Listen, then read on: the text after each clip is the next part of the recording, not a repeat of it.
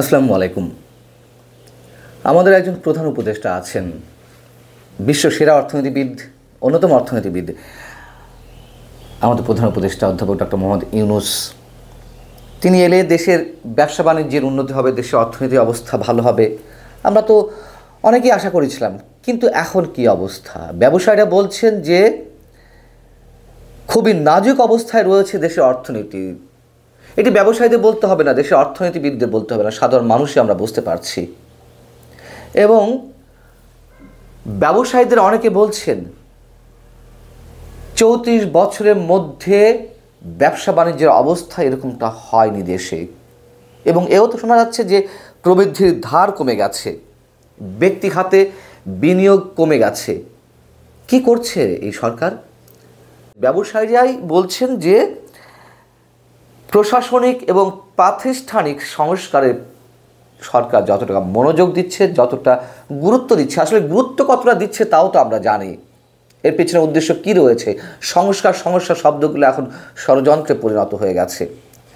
আমি তেমন কিছু আলোচনা করব না, শুধু একজন অর্থনীতিবিদ, একজন ব্যবসায়ী, যারা এই সরকারেরই সমর্থক, এই সরকারেরই শুভাকাঙ্ক্ষী, তাদের বক্তব্যগুলো আপনাদের সামনে তুলে ধরবো ছোট করে। গত শনিবার একটা অনুষ্ঠান ছিল রাজধানীতে, শ্বেতপত্র প্রণয়ন কমিটি 2024 আয়োজিত। শ্বেতপত্র প্রণয়ন কমিটি, আমাদের একটু শব্দটার দিকে খেয়াল রাখা দরকার। এই শ্বেতপত্র প্রণয়ন কমিটির প্রধান তো ছিলেন দেশের অন্যতম অর্থনীতিবিদ ডক্টর দেবপ্রিয় ভট্টাচার্য। তার সেই শ্বেতপত্র প্রণয়ন কমিটি 2014 আয়োজিত শ্বেতপত্র এবং অতঃপর অর্থনৈতিক ব্যবস্থাপনা সংস্কার জাতীয় বাজেট শীর্ষক একটি আলোচনা ছিল।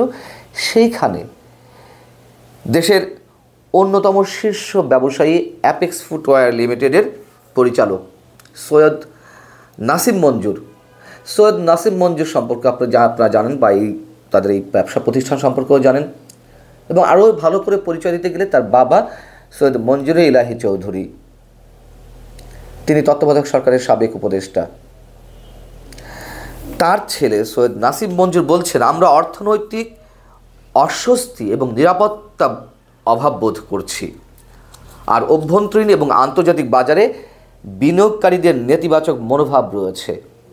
আমি 34 বছর ধরে বাংলাদেশে ব্যবসা করি, এমন টানাপোড়েন আমার পুরো ব্যবসায়িক সময়ে দেখিনি। তার মানে কি? 34 বছর মানে 90 থেকে, তাই তো? 90-এর আগে কে ছিল? সামরিক শাসক জেনারেল এরশাদ ছিল। তখনকার ব্যবসা বাণিজ্য কী ছিল আমরা কম বেশি জানি। অর্থাৎ আমরা 34 বছর পেছনে চলে গেলাম, দেশের অর্থনীতি এতটাই নাজুক। এবং ইতিহাসের নজির স্থাপন করে অর্থ বছরের মাঝামাঝি সময় এসে যে ভ্যাট বাড়ানো হয়েছে শতাধিক পণ্যের উপরে, তুমুল সমালোচনার মুখে হয়তো কিছু কিছু পণ্যের উপর থেকে নতুন আরোপিত ভ্যাট প্রত্যাহার করা হয়েছে। কিন্তু সরকার তো বলেছিল যে সাধারণ মানুষের উপর কোনো প্রভাব পড়বে না। একেবারে রাজনৈতিক বক্তব্য। এটা নাকি জনগণের সরকার, জনগণের বিন্দু মাত্র কোনো ভালো মন্দ বিবেচনা না করে একের পর এক সিদ্ধান্ত নিয়ে যাচ্ছে। এবং সেই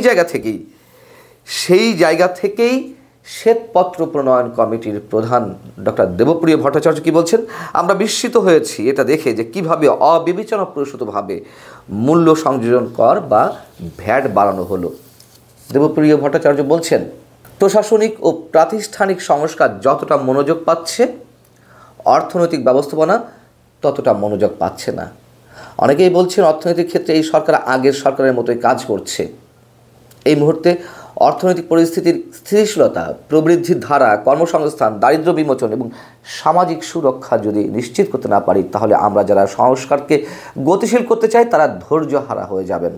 সংস্কারের পক্ষের মানুষগুলো অর্থনৈতিক অস্বস্তি ও নিরাপত্তার অভাব থেকে সুষম সংস্কারের পক্ষে সরে যেতে পারে। দেবপ্রিয় ভট্টাচার্য বলছেন আরও যে সামাজিক সুরক্ষা বিশৃঙ্খলা অবস্থার মধ্যে পড়ে গেছে।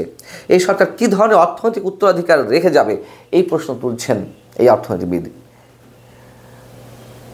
আরও অনেক কথা বলেছেন, সেগুলো আমরা সাধারণ মানুষ হয়তো বুঝবো না, হয়তো অনেকে বুঝতে পারে, কিন্তু কঠিন কঠিন শব্দের দিকে যাওয়ার দরকার নেই।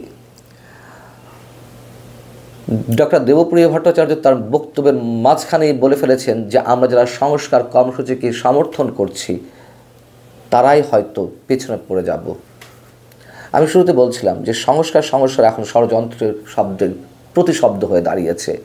এই যে নানান জায়গায় সংস্কারের কথা বলা হচ্ছে, গত 5-5.5 মাসে কি সমস্যা করেছেন, কোথায় একটা জায়গায় ইতিবাচক চেঞ্জ এনেছেন আমাদেরকে দেখাতে হবে। এবং এই সরকারের সমালোচনা করলে অনেকে বলেন, আরে ভাই ভালোটা নিয়ে আলোচনা করেন। ভালোটা কি? ভালোর ডেফিনেশনটা কি? আর সংস্কার কি উদ্দেশ্যে সামনে নিয়ে এসে মূলা ঝুলিয়ে রেখেছে এই সংস্কারের বিষয়গুলো তা আমরা জানি না। মানে পুরো দেশের 18 কোটি মানুষকে নিয়ে ছিনিমিনি খেলা হচ্ছে। রাজনৈতিক দলগুলোর তো একটা এজেন্ডা থাকে, তাদেরকে আমরা নানানভাবে সমালোচনা করি, ক্ষমতা থেকে টেনে হিঁচড়ে নামানোর চেষ্টা করি। কখনো সেই সময়টি দীর্ঘ হয়, কখনো হয়তো সফল হয়। কিন্তু এই সরকারের উদ্দেশ্য কি? একটা অন্তর্বর্তী সরকার একটা নির্দিষ্ট টাইমের জন্য থাকে, তাই না? 3 মাস, 6 মাস, 1 বছর ধরে নিলাম এই সরকার। তাদের তো কোনো সিস্টেম দেখছি না, কোনো ধরনের এটা কি বলা যায়, মানে সুনির্দিষ্ট কোনো এজেন্ডা, নির্বাচনে কোনো লক্ষ্য কিছুই দেখছি না। ক্ষমতা দীর্ঘায়িত করতে চায়, একটা বিশেষ মহলকে ক্ষমতা আনতে চায়, এবং তার জন্য যা মানে ঘুম পাড়া নিয়ে গান শোনাচ্ছে। আগে সরকার যেমন উন্নয়নের গল্প শুনিয়েছে, এই সরকার আবার সংস্কারের গল্প শোনাচ্ছে। কিন্তু ভুলে গেলে চলবে না, এটা পূর্ণ মেয়াদের কোনো সরকার না। ম্যান্ডেটটা কি? কেউ বলেন যে ম্যান্ডেট তো লেখা রয়েছে দেয়ালে দেয়ালে, এই চাই সেই চাই, এটাই সরকারের ম্যান্ডেট। আরে বাবা, মানুষ চেয়েছিল একটা নির্বাচন, একটা ভালো নির্বাচনের মধ্যে একটা ভালো দলকে বেছে নিতে, সে যে দলই হোক না কেন। বিশ্বব্যাংক বলেছে যে এবার প্রবৃদ্ধি 4% নেমে আসতে পারে। আমনের ভরা মৌসুমে আমরা দেখলাম যে চালের দাম কেজি প্রতি 8 থেকে 10 টাকা বেড়ে গেল। শীতকালীন সবজি হয়তো কমেছে, দাম কমেছে আগের তুলনায়, কিন্তু কতটা কমেছে? তার চেয়ে বড় কথা, কৃষকের কি অবস্থা? 1 কেজি সিম তাকে বিক্রি করতে হচ্ছে 1 টাকা, 1 কেজি মূলা 1 টাকা বিক্রি করতে হচ্ছে। মাঠ পর্যায়ে তাকে একটা ফুলকপি 3 টাকা 4 টাকায় বিক্রি করতে হচ্ছে। কোনো ধরনের বাজার ব্যবস্থাপনা আছে?